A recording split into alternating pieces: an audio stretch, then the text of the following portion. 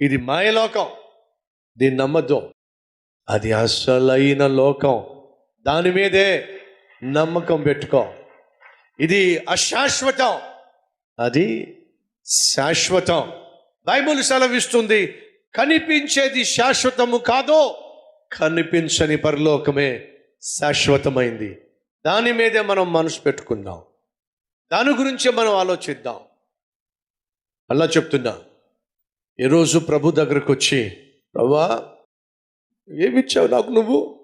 ఏమిటి ఏమిచ్చావు నాకు నువ్వు? మందిరానికి వస్తున్నా, ప్రార్థన చేస్తున్నా, ఉపవాసం ఉంటున్నా, కానుకలు ఇస్తున్నా, ఇన్ని చేసినా నాకేమిచ్చా? తినడానికి 32 పళ్ళు చెడులు చూసుకో. ఏమిచ్చావు అంటావు ఏమిటి? మీరు గమనించారా?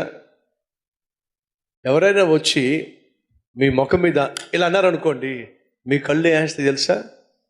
ఎక్కడ డస్ట్ వస్తుందేమో అని చెప్పి వెంటనే మీ కళ్ళను కాపాడుతాయి.